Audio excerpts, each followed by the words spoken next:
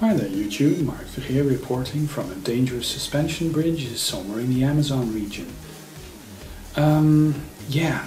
Within this very moist jungle atmosphere, it has come to my attention that Clint from Lazy Game Reviews and Dave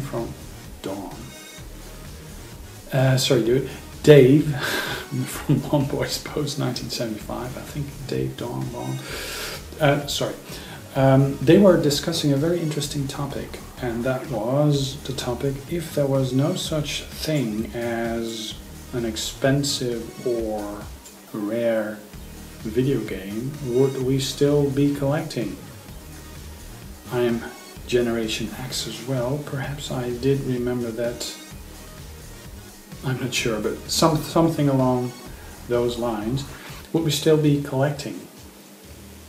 I think I would, but there might be people that won't, would not. I think gamers. Most of us are gamers. You know, most of us play video games. We wanna, from a young age we started playing video games, and we continue to play video games or stopped along the way. I myself continue to play video games, and I will probably continue to play video games in the future. I mean, I've been playing video games ever since 1976, and you know, it has been an integral part of my life, and I don't see myself not playing video games. You know, I think I'm gonna be 68 and still be playing video games. I see that in my mom. I mean, my mom picked up playing video games when she was about my age, I guess, when we were little. Perhaps a bit younger, and she has been playing video games ever since. I mean, she still plays video games. She plays them on the iPod Touch, she plays them on the Mac, she plays them on the PC. She's quite hooked to them. Of course, there's this large puzzle game thing going on with her, a casual game, but she's also into the retro stuff as well.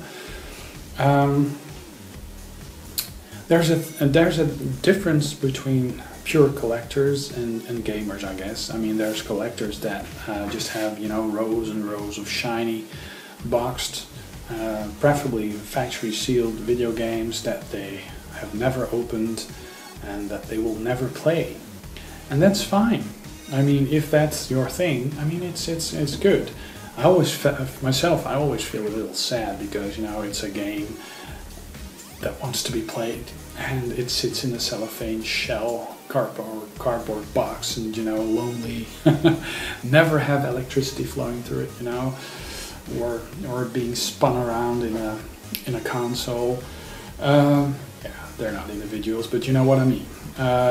Yeah, I myself, I mean, I do have this boxed pole position Atari game, which is factory sealed. I haven't opened it up yet, but I have a copy that I did. So I do see some sort of sentimental value, or I think it's quite strange to have this old new item sitting in your, you know, on your shelf, and yeah, the fact that it stayed out of the clutches of gamers for such a long time says something about it. I'm not sure. So there's almost an emotional thing for me, finding it difficult to open such a game sometimes. But you know, I'm a gamer. I mean, if I really wanted to play the game, I'm just gonna rip off the cellophane and play the bastard. You know, I mean, that's just it. But so we all probably start out as a pure gamer. I mean, when we have just a one game, just a one system, we are a gamer in its purest form. But we quickly turn into collectors, because when you have more than one game, it's not the single game you play, but you play a certain type of game more. You know, you get your preferences, you get your taste, you see that some video games are nicer than others. For me, that was the shmup. I was playing the Odyssey 2, and there was this game Freedom Fighters, video pack 39, Vrijheidsstrijders, Terrorhawks, or Attack of the Time Lord video pack 51, I believe. those were games that really got me into the shmup genre. Of course, I played shmups in the arcade. There was this Avifauna arcade very close to my school, where I lost many a guilder and quarter in video game systems, video game machines, arcade machines. But yeah, I mean the shmup genre. On the Commodore 64, I was exposed to Defender, Scramble, Galaga, Galaxians, you know, Uridium, IO, Delta, you know, a lot of great shmups. And they were kind of rare because there's more other types of genre. I mean, in the West, we like our fighting games, we like our first-person shooters, we like our racing games, we like our sports games. There's a subsection that loves their RPGs or Japanese RPGs, and there's a section of gamers that love their shmups. And of course, there's all sorts of combination possible. And I think the people that are into their shmups or are into their Japanese RPGs, they tend to be more of a sort of collecting type of person as well. They want to have more of the same or more different types of game of the same genre. The fact that those things are a bit harder to come by in the West, to a young mind or a youngish mind, may make them more desirable. I mean, we're all monkeys. I mean, I'm sitting here, you know, afraid of being attacked by a orangutan or a gorilla. I don't think there's either of them living in the Amazon region, and this is actually not the Amazon region, it's just, you know, a painting thing.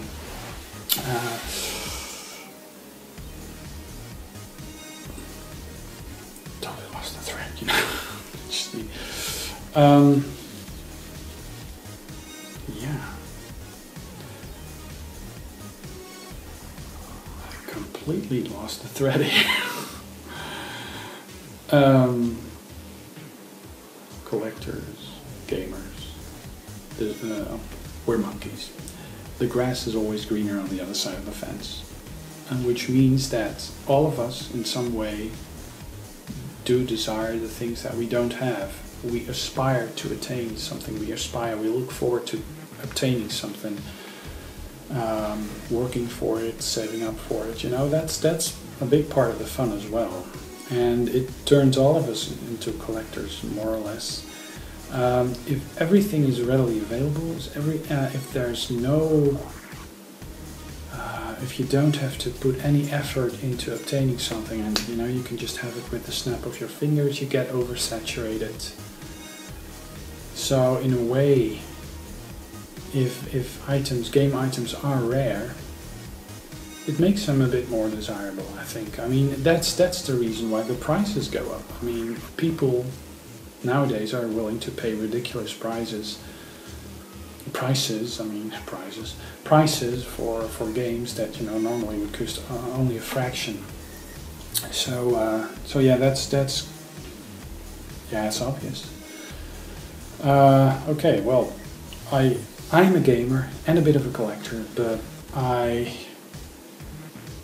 moved into the gamer bit a bit more. Of course, I still desire my desirable objects, but yeah, I'm a gamer, and I would still collect if there wasn't any rare and expensive games, but I would be more of a gamer, I guess.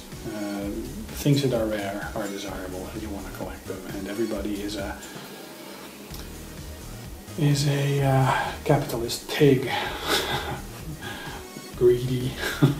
I'm not sure. Okay, Mark signing off, and I'll be back with another video soon. Such an important moment, and it thanks very much from Norway.